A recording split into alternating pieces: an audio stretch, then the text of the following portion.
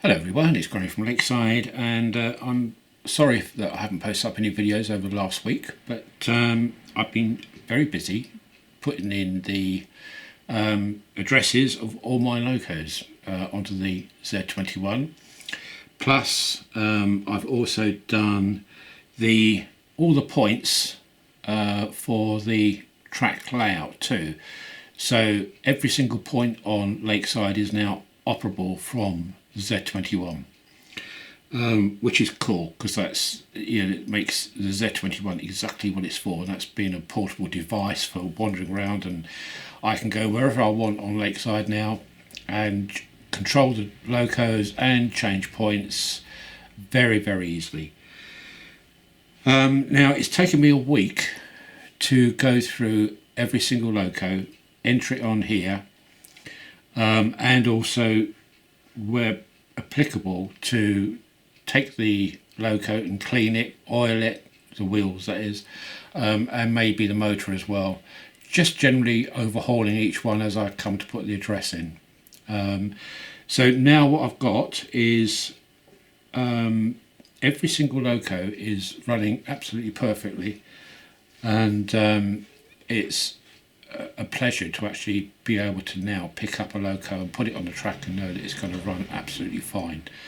There are some which were a little bit iffy, to say the least, but that's all been sorted now, so I shouldn't have any problems at all with any of the locos.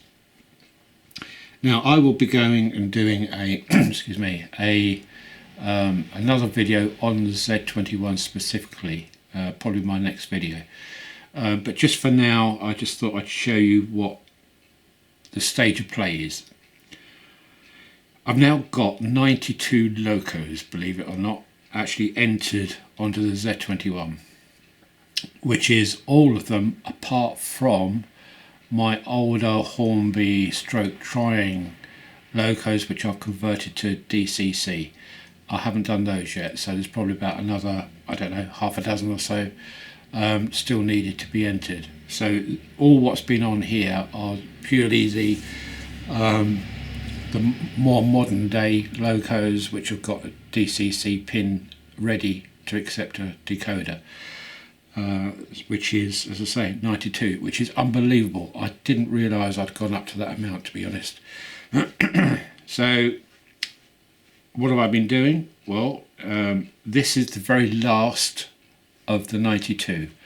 It's the Blue Midland Pullman from Bachmann, one of my favourite locos, I guess. And so what I've done is to have cleaned it up, taken the dust off, and I use my wife's old makeup brush, which she very dearly gave to me, to do this, and it is superb because it just wipes very gently across each and every one, and just gets any bits of dust off, etc. What I've also been doing is wiping them over as well with a cotton bud and a glass of water with washing up liquid in it, just to get any grime off, fingerprints, etc., and then using a towel just to dab off any excess water, and they come up absolutely brand new. So with a good clean and an oil, a checking on the rolling road, making sure they're okay, putting them into the Z21, they're all finished. So that's a week's worth of work doing all that, plus obviously doing the track layout as well, putting all the points in, getting the addresses, associating the addresses to the points, and yeah, absolutely fantastic, this Z21. I really can't recommend it enough. I've had absolutely no issues as regards dropping out or Wi-Fi problems.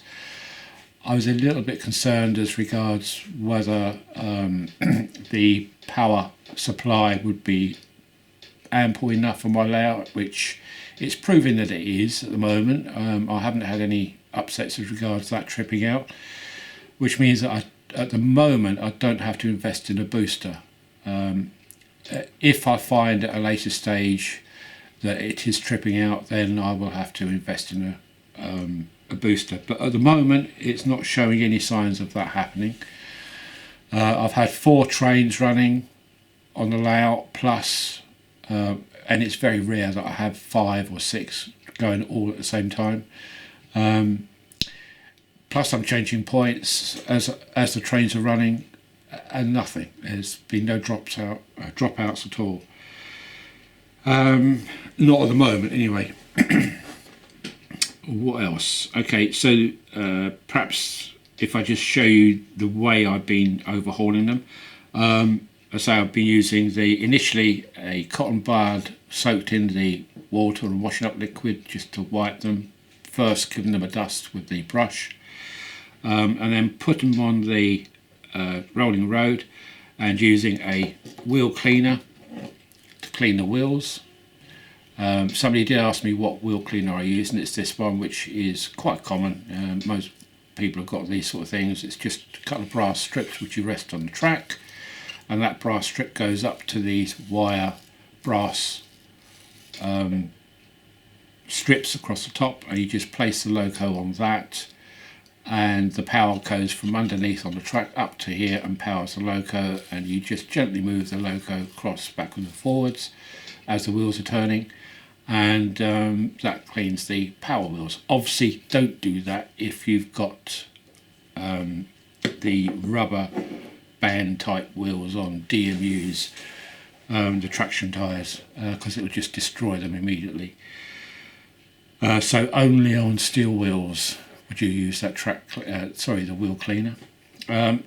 Drop of oil for the axles and the axle boxes, and this I'm using is premium oil by Hobby Lube, and this is the medium version. You can get fine and heavy. This is the medium version. I've got moly grease here, that one, which I use just for putting inside gearboxes, cardan shafts, for the power transmission from the motor to the gearbox, the universal joints. I put a little bit of that in there, and that's about it as regards to cleaning, and they come up absolutely fine. If I show you this one,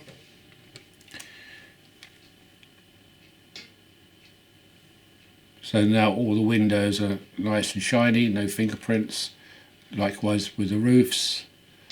So all in all, every single loco now is exactly the same. Let's pop that on there. So now I can pop these back up to Lakeside, knowing that every single loco is going to be running as best it can anyway, from now on. The rollers on the rolling road, I use the DCC Concepts rollers, which I think are probably the best on the market, to be honest with you. They are absolutely fantastic, but I have found an issue with them, and that is that on most of them actually, 1 or 2 of the rollers were actually seized solid. Now obviously over the years, I've had these probably about 3 years now, the roller bearings have dried out and have seized. And I literally had to get a pair of pliers to actually just make the roller bearing turn again, and then I just dropped some oil on the inside edge and let it soak into the actual ball bearing of the roller, and they run absolutely fine now. But it surprised me that they could actually seize up like that, but they had. So just be aware of that if you've got any rollers, to make sure that they're not seized. They're probably not, but it's happened to me, so it could happen to you as well. So just keep an eye on those. And that's it. I say I will be doing a more detailed video of the Z21 because I think it deserves it. Now I've got my head around it. It's a very, very easy and capable controller. There are so many things that I like about it, and one of them is that I can, let's get this is my iPhone, I can I've got the Z21 software on here as well, which is an absolute exact replica of what I have on here, because I just back up this onto here. So whatever is on here is on here, and I do that every time, each evening before I pack up, where I've changed this by either adding or doing something to a loco. I know that it's transferred over to here, so that if anything, it serves two purposes. If anything happens to the iPad or the iPhone, I can actually just bring it back across again. So I can export from here and import it onto here, or vice versa. The other great thing, of course, is that this now becomes an additional controller. So if you have another iPhone or another iPad or both, you can actually have 3 people controlling as many trains as you want. You know, so that I can give that to somebody and they can control 2 trains or 3 trains from that. And likewise, I can do the same with 2 or 3 different locos. We both share the same track layout, so this person can change points and so can I on this one. So for instance, I could be operating the lower level, this person could be operating the upper level. So a fantastic combination of different aspects of operating the layout just from the Z21 alone. But I will go into this more on my next video. Okay people, I think that's about it for now. So thank you for watching, and also just very briefly, thank you. I've had a raft of new subscribers come in this week, and I just want to say thank you, because that is absolutely brilliant news, and it's showing that the channel is still very popular, and yeah, that's absolutely brilliant. So thank you to all the new subscribers and to the old subscribers too, because you're commenting by the loads. And please keep them coming. Don't drop off. These comments coming back to me are really helpful and also greatly appreciated. Because without your comments, then Lakeside doesn't progress. It's as simple as that. So thank you for that, and I will speak to you again in a few days' time, I would think, and I will go through the Z21 with you. Okay, so bye for now, and take care. Bye.